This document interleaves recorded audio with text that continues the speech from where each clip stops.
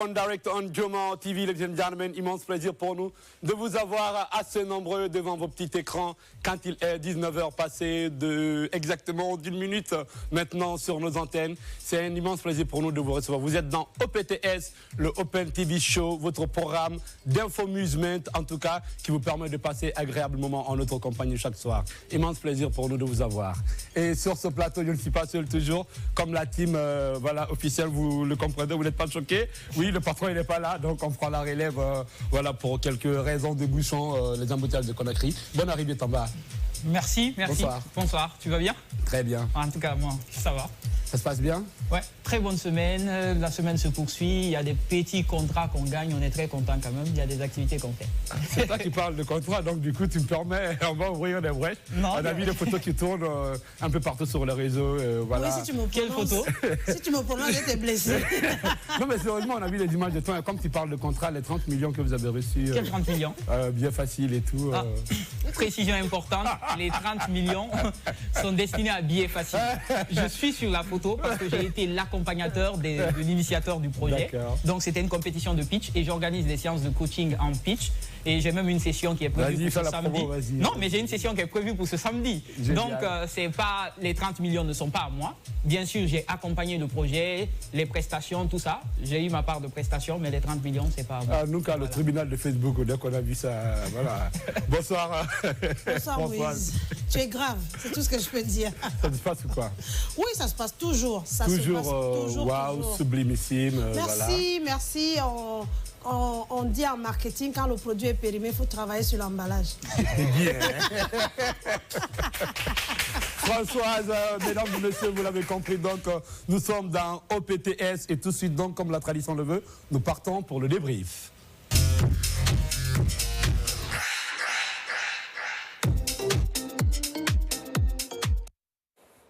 Azaya qui rafle un prix à l'échelle continentale.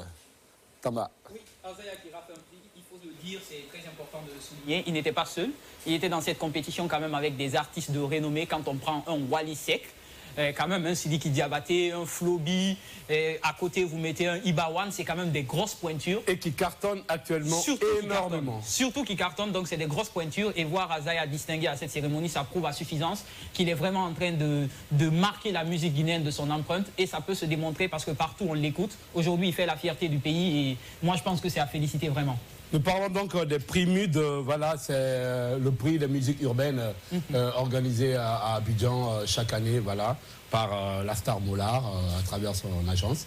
Alors, toi, tu t'attendais à ça vu le travail de l'artiste? Je ne vais pas dire que je ne m'attendais pas à ça.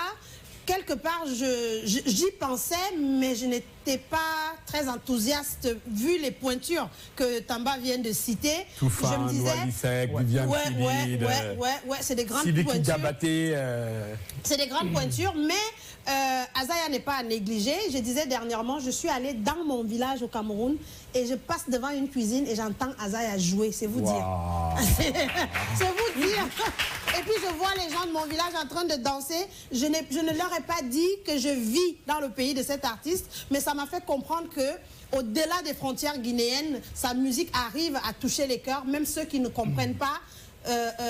Spirituellement, je pense que les gens se retrouvent avec sa musique. Surtout ça, parce que de l'autre côté, il était allé même en Côte d'Ivoire pour un concert aussi où il avait Alors, est-ce que ce concert a joué en son avantage? Parce qu'il a pu remplir quand même une salle de 4000 personnes, c'est le Palais de la Culture. On sait que c'est une salle mythique et c'est pas donné à tout artiste étranger de venir... De la remplir. Oui, voilà, on peut dire que ça joue à son avantage, mais c'est surtout ses efforts qui ont été récompensés. Parce que c'est quand même un artiste qui fait l'effort d'être écouté, comme l'a dit Françoise. Oui. Il n'est pas seulement limité à nos frontières. Aujourd'hui, Azaya a dépassé carrément les frontières de la Guinée et ça ne peut qu'arriver comme ça quand un artiste s'affirme et se monte sur la scène internationale. Je pense que les autres artistes devaient en prendre de la graine et faire comme Azaya, ne pas se limiter seulement à la Guinée. Ils se plaignent tout le temps, ah, on n'est pas écouté. Mais si vous êtes écouté que par la Guinée, ça ne peut pas marcher. Il faut s'ouvrir aujourd'hui au monde, ce qu'Azaya a compris, ce qu'Azaya est en train de faire et aujourd'hui on voit ça payer. Et puis je pense que dans sa formule, il prend les ingrédients guinéen, c'est-à-dire sa culture, la tradition et tout.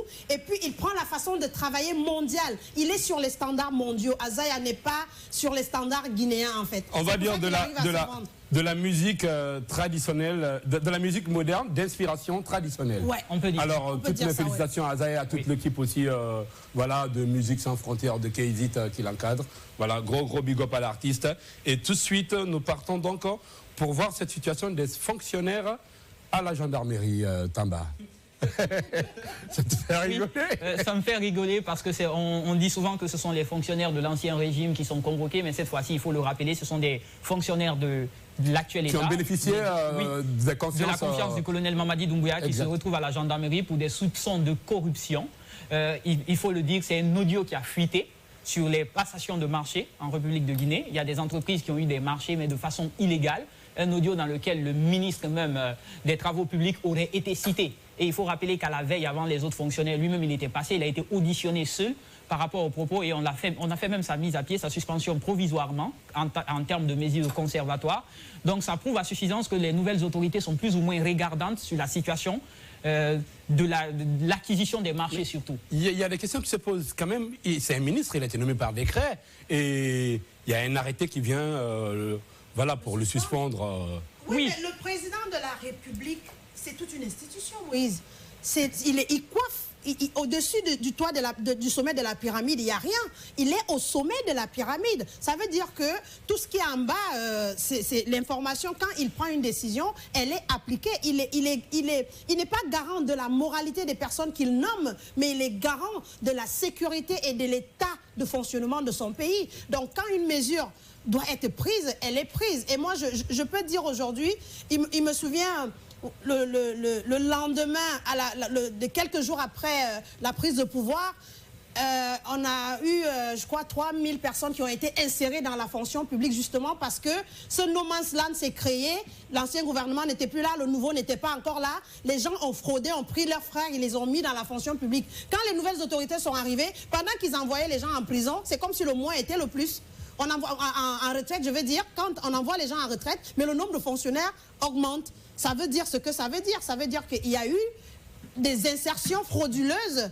Et aujourd'hui, si c'est des personnes à qui ce nouveau gouvernement a fait confiance, c'est grave.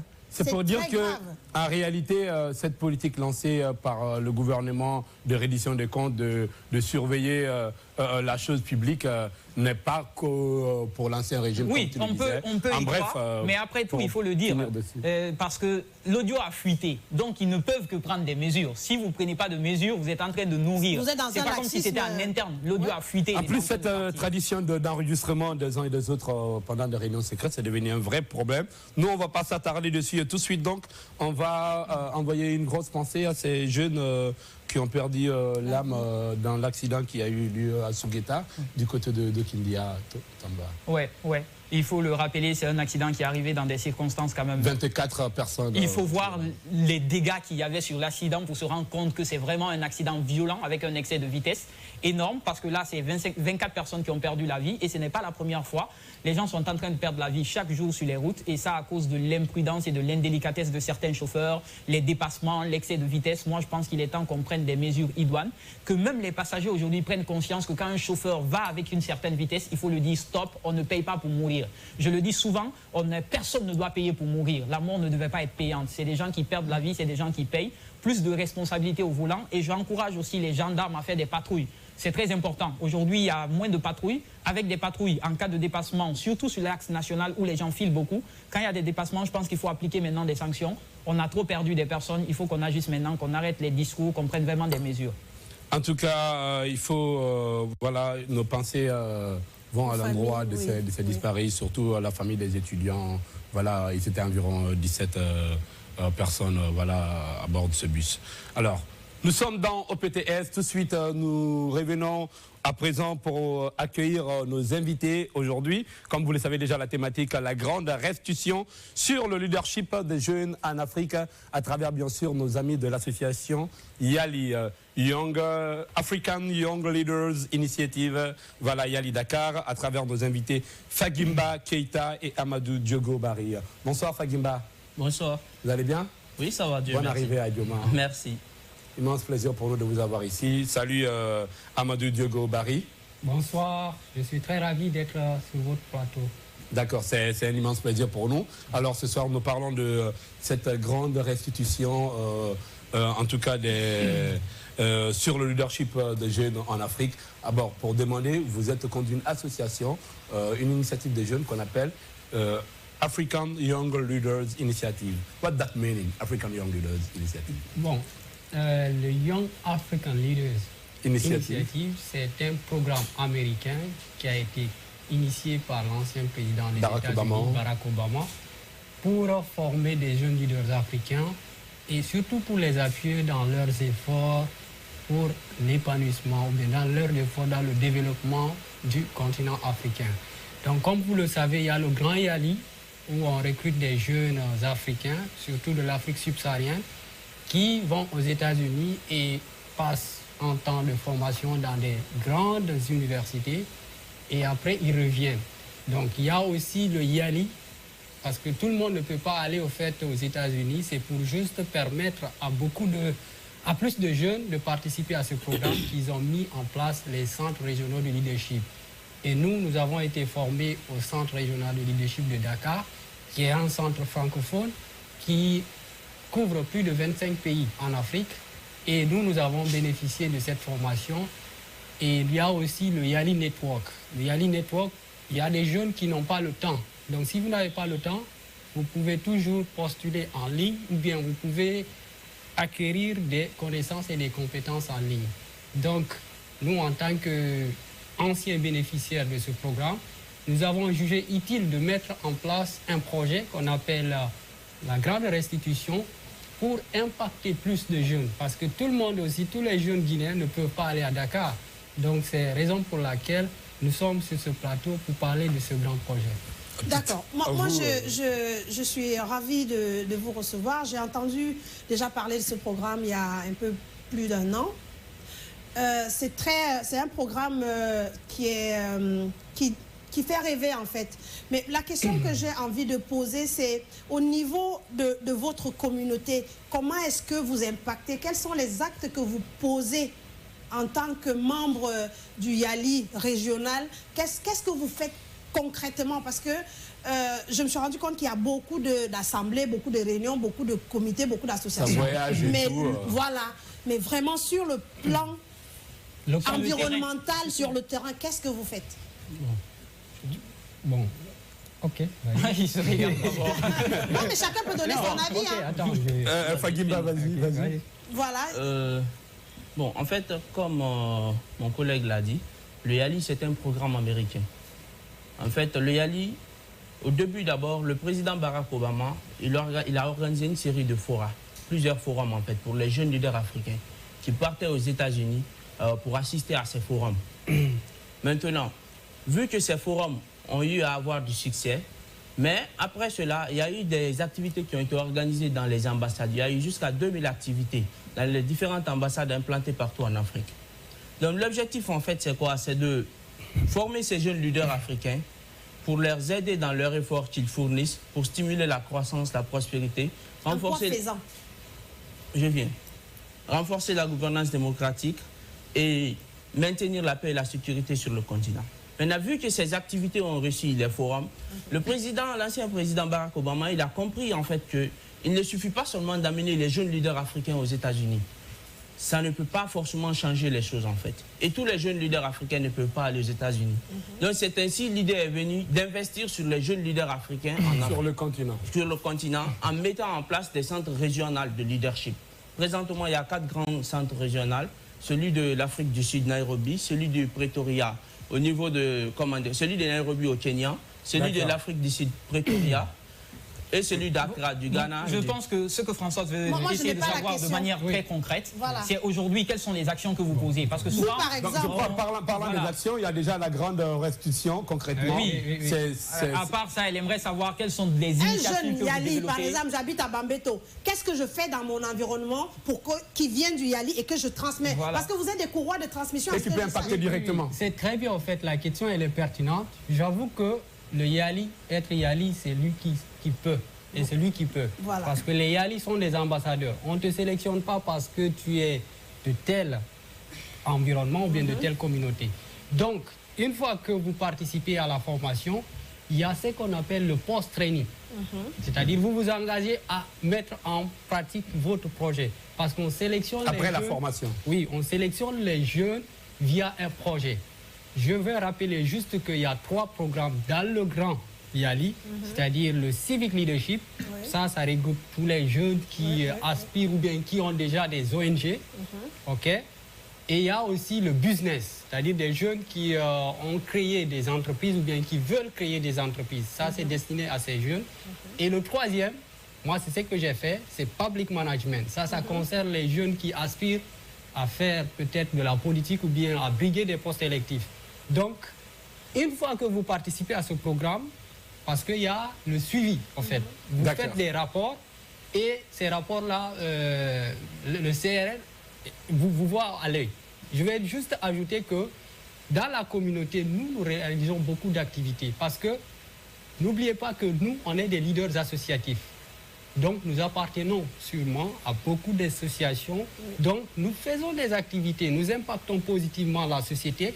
Et ça, c'est suite à ça que nous participons. Nous avons bénéficié de d'abord, moi, je pense que j'ai compris. En fait, je suis satisfait de manière sur la forme. Voilà. Et dans le fond, ce qui veut dire, j'ai un goût d'inachevé en fait. Oui, moi je pense que ce qu'ils veulent dire, c'est qu'ils sont affiliés à des associations, ils posent des impacts, mais au travers de leur association, pas forcément le Yali lui-même, mais chacun des jeunes de Yali dans son ONG, dans son association. En fait, c'est pour cela que je voulais revenir. Il fallait me laisser finir sur la genèse en fait. On va avancer sur le programme, la thématique, le programme que vous avez, parce qu'on n'a pas assez de temps pour qu'on puisse parler de votre action qui est la grande restitution sur le leadership jeune en Afrique. Concrètement, c'est quoi? Bon, concrètement, en fait, comme je disais, le projet, la grande restitution, vise à outiller 3000 jeunes à travers tout le pays. Parce que les jeunes qui sont là, en fait, il y a des jeunes diplômés qui sont désorientés. Et il y a aussi des jeunes étudiants qui aspirent à être leaders. Donc nous, on vient vers ces gens pour les former en management public, en leadership transformationnel et en entrepreneuriat. Donc nous allons faire ces activités dans 16 universités à travers le pays. Donc nous commençons par l'université de Kofi Annan. Ce sera demain à 9h, le lancement officiel. Et il y aura même, disons, le CRL, c'est-à-dire le Centre régional de leadership de Dakar, et beaucoup d'officiels, beaucoup de personnalités, notamment des ministres, qui seront là pour nous accompagner dans la réalisation de ce projet. Alors, comment être éligible à cette formation? Parce que vous parlez quand même de 3000 jeunes. Sur quelle base les 3000 jeunes seront sélectionnés? Est-ce qu'il faut poser sa candidature? Est-ce qu'il y a un lien d'inscription? Je ne sais pas moi, comment vous faites pour récupérer les 3000 jeunes là? En fait, avec les 3000 jeunes, l'objectif au début, c'était de former des étudiants. C'est-à-dire, au niveau de chaque université, on vise 200 étudiants de l'université en question, et puis on les forme dans les 3 domaines, public management, civic leadership et business entrepreneurship. En fait, c'est ça l'objectif. Moi, un moment, excuse-moi, mais un moment, je suis très perdu dans tous ces concepts, public management. Et je comprends, on a l'impression qu'aujourd'hui, il y a un groupe de jeunes qui sortent sur le concept leadership, voilà quoi, entrepreneuriat. On comprend pas parce que j'avoue aussi qu'il y a beaucoup d'argent qui tourne autour et généralement il y a des conflits. Souvent c'est les mêmes concepts qui se retrouvent avec d'autres ONG qui militent pour les mêmes causes. Dites-nous, c'est quoi votre différence avec ces types de jeunes qui montent juste ces types de projets pour encaisser les sous? Non, on n'encaisse pas des sous, ça c'est du bénévolat, ça c'est à préciser. Mais pour imprimer les t-shirts, il faut quand même de l'argent. En fait, il y a des bailleurs, il y a des partenaires qui nous accompagnent, mais c'est du bénévolat parce que nous on recrute ces jeunes, on ne les demande pas en fait, c'est une formation gratuite, ok? Ce qui est derrière, en fait, nous on est accompagné par des partenaires tels que le Centre régional de leadership de Dakar et quelques ministères, notamment c'est l'opportunité de remercier le ministère de l'Enseignement supérieur et de la Recherche scientifique qui a cru à ce projet parce que c'est un grand projet au fait. au lieu de, disons, de donner de l'argent à des jeunes, il faudrait juste investir dans la connaissance. Pour les outiller. Oui, pour les outiller, parce que tous ces jeunes peuvent être des aspirants en entrepreneuriat ou bien pour être des leaders, en fait. C'est qui un leader? Un leader, c'est celui qui influence. Un leader, ce n'est pas celui qui est forcément devant. Un leader peut être, par exemple, quelqu'un qui est calme, comme le président Paul Biya. Donc, du coup... Mais il est grave, le petit. Non, j'ai étudié au Cameroun. Ah, d'accord. J'ai étudié au Cameroun. C'est vrai, il est très stoïque. Hein. Je connais très bien le Cameroun. Il est très Donc, stoïque. du coup, le leader, c'est celui qui pose des résultats. Ok, on n'est pas obligé d'avoir une position pour être leader. En fait, on peut même être un subalterne et peser sur, en fait, influencer les autres. Alors moi j'ai une question. Aujourd'hui vous invitez les jeunes dans cette grande restitution. Au final, qu'est-ce qu'ils peuvent tirer de cette restitution quand ils seront là-bas? À cette restitution, quels bénéfices ils peuvent avoir? Et après cette restitution, est-ce qu'il y aura un suivi de ces jeunes-là? Oui, bien sûr. Oui, bien sûr, bien sûr. En fait, au niveau de la formation qui est prévue, au niveau des différents, nous avons 3 jours de formation qui est prévue pour les jeunes dans les différentes universités. Oui. Le premier jour sera consacré au leadership transformationnel. Il y a un module de formation et il y aura des jeux éducatifs. C'est quoi le leadership transformationnel? Le leadership transformationnel, en fait, c'est un module de formation qui permet à ces jeunes d'être des leaders, de réellement s'inquérir des caractéristiques qu'un leader doit avoir. Donc, à la suite du module de formation, nous allons initier des jeux éducatifs qu'ils vont suivre. Ces jeux éducatifs aussi sont très instructifs. Donc, nous, en fait, nous avons bénéficié de ça au Yali. Donc, nous venons faire une restitution. Vu que ces jeunes n'ont pas eu l'occasion, tous les jeunes ne peuvent pas, c'est-à-dire aller au centre régional de Dakar pour être formés. Donc, c'est ainsi que nous avons mis en place le projet La Grande Restitution pour permettre à ces autres jeunes Guinéens qui n'ont pas cette chance-là. Pour leur transmettre ce que vous avez reçu. Voilà, tout à fait. C'est un peu ça. En fait, je ne sais pas pourquoi, mais j'ai une impression de théorie. J'ai une impression que c'est trop théorique, en fait, le concept de leadership, de formation. Parce que moi, je n'ai pas 1000 ans en Guinée, mais je touche du doigt le problème du jeune ici. C'est un problème de formation. Et qui dit formation dit suivi. Mais je remarque qu'ici, les formules de formation, c'est on prend les jeunes, on les forme pendant 10 jours. Dès qu'on vient avec la télé, on filme. Dès que le bailleur de fonds a les images, on fait un rapport, et puis c'est bon, après, on les abandonne. Et après, l'autre problème que moi j'ai avec ces formations-là, est-ce que c'est vraiment cette formation aujourd'hui que le jeune Guinéen, il a besoin? Moi, je sais par exemple qu'il y a des entreprises aujourd'hui qui recrutent des centaines de menuisiers, d'ouvriers, voilà. D'accord, dans des mines. Tu vois des appels d'offres, c'est hallucinant le nombre de plombiers qu'on a besoin. Mais généralement, on forme tout dans les techniques de leadership, mais après, si on est tous leaders, voilà quoi. En fait, je vais vous donner des exemples palpables. Parce que ceux qui ont suivi le programme Yali, par exemple, le ministre Nanyale, le ministre de l'Agriculture, c'est un alumni. Le chef de cabinet du ministère de la Pêche, c'est un alumni. Donc il y a beaucoup de personnes dans ce pays qui ont fait leurs preuves, qui ont eu à impacter leur communauté, qui sont soit dans le gouvernement ou qui évoluent dans la vie associative ou l'entrepreneuriat. Ce sont des gens qui sont boursiers de ce programme. Ils sont boursiers, mais ils se comptent, je ne sais pas s'ils se comptent sur les doigts de 2 mains, ces personnes-là. Si on peut avant tout, c'est un réseau aussi, il faut le dire. Oui, oui, c'est un grand réseau. C'est un réseau, et si tu n'es pas dedans, non. Tu n'es pas concerné. C'est un lobby ou c'est un réseau? Non, c'est un grand réseau, c'est une grande bien famille. Évidemment. Parce que je veux juste vous donner une information. Quand vous partez, en fait, actuellement, je peux vous dire que partout en Afrique, j'ai des contacts. C'est grâce à ce réseau. Et donc, c'est un grand réseau qui vous permet de vous vendre et de... Si je dis vendre, c'est pas... Oui, oui. De savoir se vendre, de se vendre et surtout de réseauter. OK? De réseauter avec les autres. Donc, du coup, quand vous dites que c'est purement théorique... Non, non, c'est pas que c'est purement, c'est que à un pourcentage un peu au-delà de 50%, j'ai un goût de théorie. Oui, ça je comprends. C'est formation, c'est meeting. Voilà. Parce qu'en fait, on a besoin... C'est les ateliers. On a besoin en Guinée de métiers techniques. On a besoin beaucoup plus de métiers techniques parce que la formation en Guinée, elle est transversale. Vous ne pouvez pas avec le nombre de jeunes, le pourcentage, quand on regarde sur le plan démographique, le pourcentage de jeunes comparativement au taux d'alphabétisation, il y a un problème quelque part, vous êtes d'accord avec moi? Et puis vous venez avec la notion de leadership, c'est un peu comme la notion de démocratie. C'est comme si vous alliez à Beila là-bas et puis vous mettez une estrade, vous décorez, vous commencez à parler de démocratie. On a besoin des métiers techniques, on a besoin de former des électriciens, des plombiers, des mécaniciens, des gens qui font de la menuiserie bois. Comment est-ce qu'on va faire avec le leadership? Vous ne dites pas faux, mais seulement que au niveau du leadership, en fait, nous tous, on a besoin de leadership. Oui, est-ce que vous voyez? Parce que même savoir s'habiller, savoir parler, savoir... En fait, c'est du leadership, c'est du développement personnel.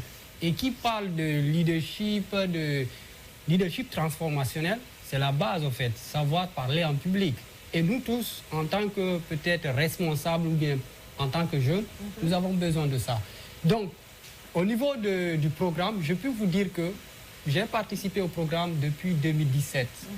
Mais jusqu'à présent, je reçois des mails du Centre régional de leadership pour me dire où je suis, où j'en suis. Pour peut-être me rappeler, on a payé ton billet, donc à quel niveau tu es? Mais moi, je vais vous poser la question directement. À quel niveau? Oui, exactement. Qu'est-ce que vous avez fait, vous, concrètement? Ça a changé dans votre vie, par exemple? Voilà. Oui, je peux vous dire que le Yali, c'est l'une de mes plus belles expériences. Parce que ça m'a transformé. Avant d'aller au Yali, j'étais une autre personne. Parce que je peux vous dire que peut-être j'étais un peu introverti. Maintenant, je m'affirme. Est-ce que vous voyez? Et après la participation, j'ai eu vraiment à saisir d'autres opportunités. J'ai été boursier du programme de bourse de l'Union africaine, PAU. C'est dans ce cadre que j'ai étudié dans votre pays. Donc du coup, là-bas aussi, il n'y avait que des Yali, pratiquement. Quand vous prenez, 40% étaient des Yali. Alors aujourd'hui, ce programme Yali, il est destiné aux jeunes seulement qui ont étudié, qui sont étudiants, ou bien il est ouvert à tous les jeunes? Ouvert à tout le monde parce qu'on ne vous demande pas un diplôme. Ok. Moi, je me rappelle quand je participais au programme, il y avait une jeune fille du nom de Djenaba, peut-être elle me suit. Elle avait que peut-être 18 ans, ou elle faisait que le lycée. Est-ce que vous voyez? Donc, vous n'êtes pas obligé d'avoir un diplôme pour participer. Ça veut dire que vous faites des formations en langue locale? D'accord. Non, pas en langue locale. C'est le français. Raison pour laquelle on vous a dit que, en fait, il y a plusieurs centres régionaux de leadership. Et le centre régional de leadership de Dakar, c'est un centre francophone. D'accord. Il faut quand même être lettré, avoir un certain niveau. Bénéficier. On s'arrête là-dessus un instant et tout de suite. Donc, nous allons partir pour la mention spéciale de Tamba.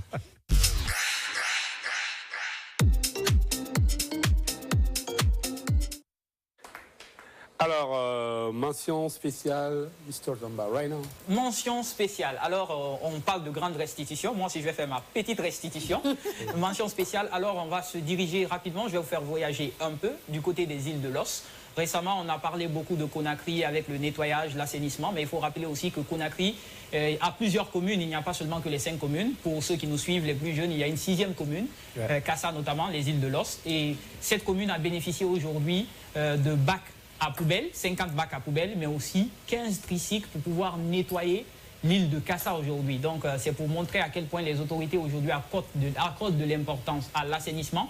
Et souvent, si vous remarquez, ces communautés côtières souffrent de la pollution de l'environnement et des ordures, parce que les gens jettent les ordures à la mer et ces ordures se retrouvent encore sur les bords avec les riverains qui souffrent. Donc aujourd'hui, le gouvernement, à la tête le colonel Mamadi Doumbouya, a offert ces 50 poubelles et ces 15 tricycles qui ont été remis par le Premier ministre aux habitants des îles de Los pour leur permettre aujourd'hui de pouvoir nettoyer et acheminer, mieux gérer ces ordures-là. Et pour ceux qui ont visité Kassa, ils savent quand même que les conditions sont plus ou moins difficiles par rapport aux autres communes de Conakry. Donc c'est plus ou moins difficile et aujourd'hui ils bénéficient de ce geste pour pouvoir assainir l'île et faire en sorte que ce soit un bon cadre de vie, un cadre idéal de vie. Je pense que ça méritait un petit coucou et une petite mention. C'est très important connaissant Kassa du côté de Soro. Si tu veux quitter par exemple Soro pour relier Kassa sans prendre de pirogue et que tu veux faire la marche.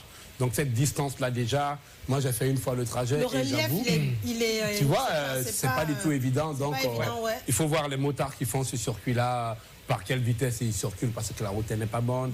Et tu as des ordures, mais le problème de leur déplacer aussi. Ça cause aussi, je crois, c'est un ouf de soulagement vraiment pour la population insulaire. Je pense qu'il faut qu'on saisisse l'occasion aussi pour sensibiliser nous autres qui allons sur les îles visiter. Parce que, sincèrement, nous faisons les achats à Conakry, on a les jus, on a les sachets, on a tout. Et quand on finit, on abandonne ça sur la plage. Moi, j'ai été agréablement surpris chez Abou de le voir sensibiliser lui-même les visiteurs, nous toutes qui étaient à la plage, en nous disant, quand vous allez finir de pique-niquer, s'il vous plaît, il y a les poubelles derrière la maison. Allez, je pense que c'est un caractère, c'est un comportement citoyen que nous devions tout avoir. En tout cas, c'est une bonne chose, mais surtout encourager les citoyens à ne pas jeter les ordures à la mer. Car comme on le dit, la mer n'accepte pas la saleté et rejette toujours tout ce qu'on lui donne. Donc ce sont ces populations riveraines qui vont encore en souffrir. Aujourd'hui, il y a ces bacs de nettoyage, mais c'est surtout préserver cet écosystème en ne jetant pas tout à la mer, de s'abonner au PME, mettre dans les poubelles, et je pense comme ça on peut aboutir à une meilleure gestion. Surtout qu'actuellement, beaucoup d'actions sont vraiment en faveur de l'île. Il y a récemment, j'ai vu, il y avait des gens qui sont venus avec des plantes pour reboiser. Donc il y a pas mal d'initiatives allant dans ce sens, moi je crois. Il faut quand même encourager ces initiatives parce que comme je l'ai dit... Surtout le dynamisme de monsieur le maire Abou. Oui, pour ça, j'avoue, il ne baisse pas les bras. Je pense que c'est quelqu'un qui fait tout avec les maigres moyens qu'il avait avant pour garder son île propre. Je pense que là maintenant, je ne suis pas allée depuis plus de 6 mois, mais je pense que c'est... On ira faire un tour. Hein. On ira faire un tour. C'est une promesse à Monovision. EPTS, nous sommes donc dans votre programme d'Infoamusement. Ladies and gentlemen, nous sommes avec nos amis de l'association African Young Leaders Initiative Yali Dakar de Guinée. Et aujourd'hui, c'est pour cet événement qui démarre d'ailleurs ce week-end. C'est la grande restitution. Alors, avant de terminer les derniers réglages liés à vos attentes, est-ce que déjà on peut estimer que vous êtes prêts à recevoir tout le monde et que tout ce qui est planifié, le programme de la journée, ça va se passer déjà comment? Bon, concrètement, il faut être là à quelle heure? En fait, le lancement, c'est à partir de 10h, ça débute. D'accord. À l'université Kofi Annan, dans la salle Malik Kondé, il y aura plusieurs officiels qui seront là. Il y aura un représentant du Yali, mais aussi de la CESAC. Et à part ça aussi, il y aura plusieurs ministres, comme le ministre Nayale, la ministre de la Pêche et de l'économie maritime, la ministre de l'Enseignement supérieur également. Donc nous avons invité plusieurs personnalités. Et pendant tout le programme, après, vers la fin, il y aura un panel en fait. Okay. Il y aura un panel. Ces personnalités vont parler en fait ils vont faire un panel autour du leadership. Donc ils vont faire un panel autour du leadership. Donc c'est un peu ça. Après le lancement, le 10 maintenant, la formation débute pour les étudiants. Le lancement c'est demain le 9. Le 10, toujours la formation débute. Oui, à Kofi. Okay. Et le 10, le 11, le 12, ce sont les 3 jours de formation. D'accord. Alors, tout à l'heure, il y a Tamba qui avait évoqué une question aussi concernant l'aspect pérennisation du projet. Ces jeunes qui vont être formés, c'est quoi le programme post-training, comme tu le disais? Bon, on a mis en place, on a mis en place un mécanisme de suivi de ces participants parce que je n'avais pas en fait précisé au niveau du recrutement, on a lancé un appel en ligne. Les gens ont postulé et donc on a fait la sélection. Du coup, on a un mécanisme, comme je disais, après la formation, ces étudiants seront suivis parce que ils vont être placés selon les programmes que nous avons cités ici. D'accord. Est-ce que vous voyez? Donc, par exemple, les entrepreneurs, ils auront leur mentor, les leaders associatifs, si on peut le dire ainsi, auront leur mentor et ainsi de suite. Donc, nous, on va les suivre parce qu'en fait, c'est la première phase du grand projet. Okay. Il n'y a pas que seulement Kofi. Il y en a plusieurs. Des autres universités. Maintenant, j'ai envie de savoir, pour avoir eu parmi mes étudiants, parce que je suis formatrice dans les métiers de la mode, pour avoir eu une de mes étudiantes qui est dans votre programme, je l'observe aujourd'hui et je me pose beaucoup de questions parce qu'elle a, non sincèrement, elle a suivi sa formation en mode. Et vous me dites que vous encadrez ceux dans le management, l'entrepreneuriat. Et je la vois qui se bat toute seule pour monter son unité de production. Je me pose la question. Elle a reçu d'un grand réseau comme... elle était à Dakar avec vous. Elle était à Dakar avec vous, elle a suivi la formation.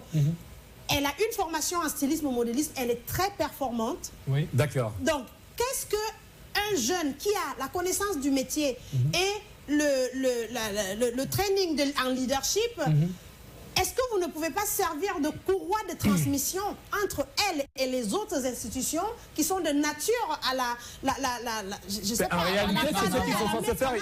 Ils font du réseautage, ils font du networking. Surtout qu'il y a un bon lobbying derrière, il y a des personnalités quand même qui accompagnent. C'est pertinent. Oui, Diego. C'est pertinent ce que vous dites. Je vais juste placer un mot après, tu continues. En fait, le YALI, comme on le dit, c'est un grand réseau.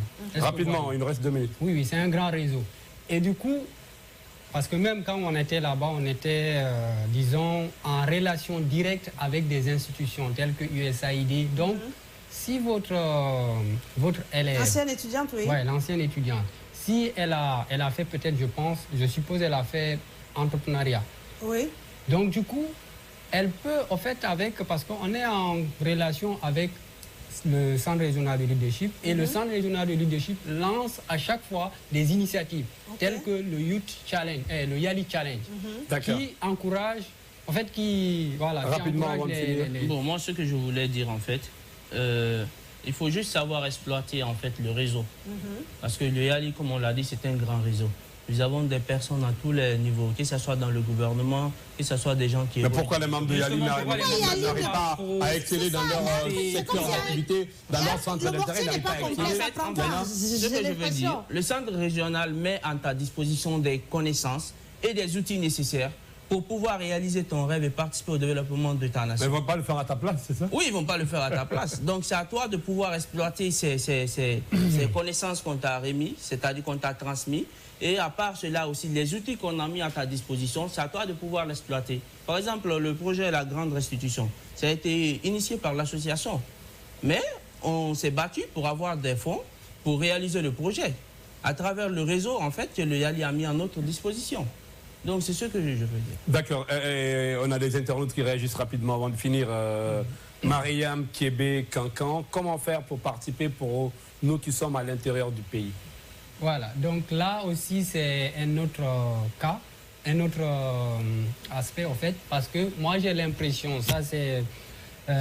Tout est focalisé sur Conakry, rien pour les jeunes de l'intérieur du pays. À l'intérieur du pays, parce que ça c'est dans... En fait, c'est ce qu'on s'est dit, c'est ce qu'on s'est donné comme objectif en fait, de faire participer les jeunes qui sont à l'intérieur du pays. Parce que parfois, les jeunes de l'intérieur du pays, ils sont excellents.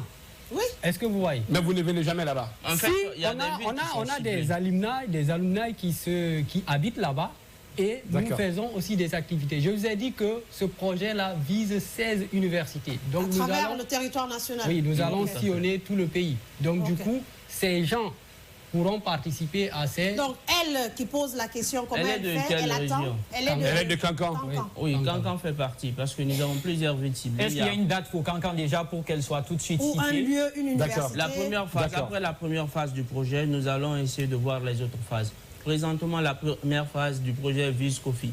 Après le lancement... D'accord, il est l'heure, je suis obligé de vous coûter un petit coup à nos amis de la structure Mala Event pour le concert de KS Bloom au 2-2-4. Merci en tout cas, un immense plaisir pour nous de vous avoir. Merci Tamba. Merci Françoise. Merci. Et merci à nos téléspectateurs. C'est fini pour ce numéro. Excellente, excellent moment en compagnie bien sûr des programmes de Dioma TV. Merci et au revoir.